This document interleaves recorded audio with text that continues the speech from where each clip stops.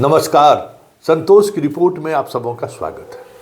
और आज हम संतोष की रिपोर्ट में बात बिहार के उस सियासत की कर रहे हैं जिस सियासत को मैं पिछले कई महीने से आप तक पहुंचाने की कोशिश कर रहा था।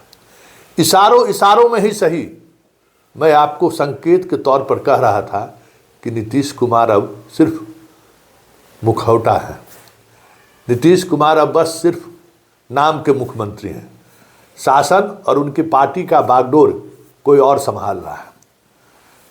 इसको लेकर लोगों की बड़ी प्रतिक्रिया आती थी कि क्या खबर चलाते रहते हैं संतोष जी बेवजह। अरे नीतीश जी अभी बहुत कुछ है, बीजेपी को वक्त लगेगा। और हम 6 महीने से कह रहे हैं कि नहीं, कुछ तो बात है, क्योंकि इस बार इस तरफ इनकी जो वापसी हुई थी ना, वो स्वाभाविक वापसी नहीं थी। उसके पीछे कोई बड़ा न बड़ा खेल हुआ था। और फिर जो संजीव हंस के साथ हुआ या बाकी जो सिंघला वगैरह के यहाँ जो चीज़ें हुई वो भी स्वाभाविक नहीं था। हम ये उस दौर से कह रहे थे कि कुछ चीज़ें चल रही हैं और कुछ ऐसी चीज़ें चल रही हैं जिसका आभास शायद हमें लगता है कि बाहर की दुनिया को नहीं था, अभी भी नहीं है। और मैं उस दौर से कह रहा था कि देखिए खेल हो रहा है, नीतीश कुमार की घेराबंदी हो रही है। और आज जिस तरीके से मंत्रिमंडल विस्तार हुआ है और मंत्रिमंडल में जिस तरीके के लोगों को शामिल किया गया है, जिसको नीतीश कुमार आंख फूटे भी सुहाता नहीं है उनको, मतलब उसके चेहरा देखने को तक को वो तैयार नहीं थे। ऐसे लोगों को मंत्रिमंडल में शामिल करके बीजेपी ने उनको वो हैसियत दिखा दी है जो शायद सपना में भी नहीं सोचे होंगे। समझ गए ना? मतलब जो इकबाल था उनका ना, जिस तरीके से उसने शासन किया, मतलब बीजेपी उनको समझ जाइए कि भले ही पब्लिक डोमेन में उनको देवतुल्य कह रहा हो, लाडला मुख्यमंत्री कह रहा हो, लेकिन उनको वो दर्द दे रहा है ना, वो दर्द काश कोई दुश्मन भी किसी पुराने मित्र को इस तरीके से देने की बात सोच नहीं सकती। इस तरीके का दर्द दे रहा है। मतलब कहते हैं कि तरपा तरपा के मारना, मतलब एकदम एक एक कतरा कतरा बाहर करके मारना। ठीक उसी तरीके से बीजेपी बदला ले रही है। देखिए ये नाम देखिए, ये राजू सिंह है। राजू सिंह और नीतीश कुमार के बीच क्या रिश्ता है किसी से छुपा हुआ नहीं है। जदयू के विधायक थे ये, और किस तरीके से राजू सिंह पर नाराज हुए और उनकी नाराजगी किस हद तक गई कि विधायक ना बने, इसके लिए नीतीश कुमार ने एरी चोटी एक लगा दिया। हाँ देखे थे, याद है ना? एकदम 36 का आंकड़ा, मुकदमा से लेके सब कुछ। मतलब राजू सिंह का नाम सुनने को तैयार नहीं थे। हमको याद है, हम वो प्रत्यक्षदर्शी हैं। हमें लगता है कि कैबिनेट की बैठक हो रही थी। कैबिनेट की बैठक से नीतीश कुमार सीढ़ी के सचिवालय वाले सीढ़ी से निकल रहे थे और राजू सिंह नीचे खड़े थे। राजू सिंह को देखते ही जो नीतीश कुमार भर के, अरे उस समय वो जदयू के विधायक थे, राजू सिंह कहता रह गया, एकदम सुनना तो दूर, लगे जैसे कि नीतीश कुमार की बस चले तो फांसी चढ़ा दे। तुम तरक्का सब बर्बाद कर देंगे, सब क्या नहीं का। और हम चुपचाप सुनते रहे, एकदम थमथमाए हुए नीतीश कुमार। और उसके बाद कभी दोनों के रिश्ता सहज हुआ ऐसा हमने नहीं देखा। होने स्वाभाविक नहीं है। कैसे ये विधायक बने सबको पता है। उनको नीतीश कुमार को मंत्री बनाना पड़ा और कैबिनेट में सामने में वो बैठेगा, आप समझ लीजिए। और दूसरा बिहार शरीफ के विधायक महोदय, बिहार शरीफ के विधायक महोदय के से क्या रिश्ता था नीतीश कुमार का, और उसके बाद के दिनों में किस तरीके से इनके हराने को लेकर किस स्तर पर खेल हुआ, किसी से छुपा हुआ है क्या? इसके यहाँ क्या क्या नहीं हुआ, क्या क्या नहीं रेड हुआ, क्या क्या नहीं हुआ, मतलब एकदम कि जमींदोज कर देना है।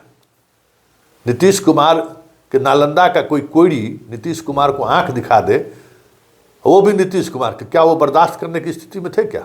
सबको पता है, पूरा नालंदा को पता है कि किस तरीके से बिहार शरीफ विधायक जान बचाए बीजेपी में आकर, उसको भी मंत्री बना दिया कि जा बेटा सामने में बैठ के अब नीतीश कुमार को जो है ना औकात दिखाओ कि तुम्हारी औकात क्या है, सो देख लो।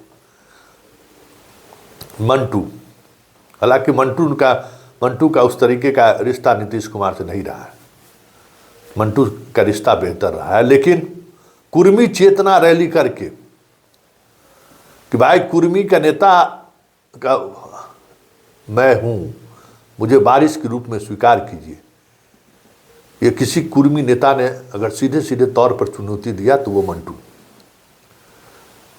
उसको भी मंत्री बनाया गया। मतलब 7 में 3 ऐसे मंत्री हैं जो जदयू से आए हुए हैं, बीजेपी के विधायक हैं, तीनों जदयू में रहे हैं। अब सोच लीजिए, बात यहीं तक नहीं है। 2005 से लेके आज तक कभी ऐसा नहीं हुआ था। मंत्रिमंडल में 13 जदयू के विधायक होंगे और 21 भाजपा के विधायक। बताइए, उसने कहते हैं कि भाई मुख्यमंत्री तो नीतीश कुमार ही है ना। पूरा मंत्रिमंडल समझ जाइए कि सीधे मतलब कहां 13 कहां 21 मंत्री बीजेपी के, मतलब पूरा कैबिनेट का एक बड़ा हिस्सा बीजेपी का। तो फिर नीतीश कुमार के मुख्यमंत्री रहने या नहीं रहने का मतलब क्या रह गया बताइए। इसलिए हम कहते थे कि भाई खेल खत्म है। हाँ, डर सिर्फ इसी बात को लेकर है कि 2025 के विधानसभा चुनाव से पहले अगर नीतीश को हटाए तो फिर मुश्किल हो सकता है नीतीश बिहार में सत्ता में वापसी आना। अब देखना ये दिलचस्प होगा, बड़ी दिलचस्प होगा। नीतीश अमूमन हार नहीं मानते हैं, वो उनका मिजाज रहा है, लेकिन हालात क्या है सब देख लीजिए। बेटा से कहवाना पड़ रहा है कि उनको मुख्यमंत्री का चेहरा घोषित कीजिए। आज पार्टी में भी कोई उनके साथ खड़े होने की स्थिति में नहीं है।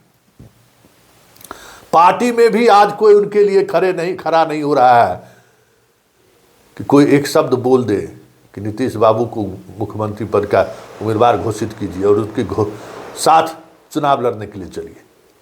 आज वो शख्स जिस तरीके से रणभूमि में अकेला खड़ा है, आप समझ सकते हैं कि वो आदमी जब बाएं दाएं अगल बगल पीछे देखता होगा तो कैसा महसूस करता होगा। वो उस रणभूमि में देखता होगा, अरे ये यहाँ तो संजय, ये ललन, ये विजय, ये विजेंदर, यही है क्या जो एक तरफ जब बाएं घूमता थे तो जो बाएं में खड़े हो कोई भी हो पीछे हट जाते थे, दाएं घूमते थे तो दाएं में कोई भी खड़ा हो सीधा पीछे हट जाता था।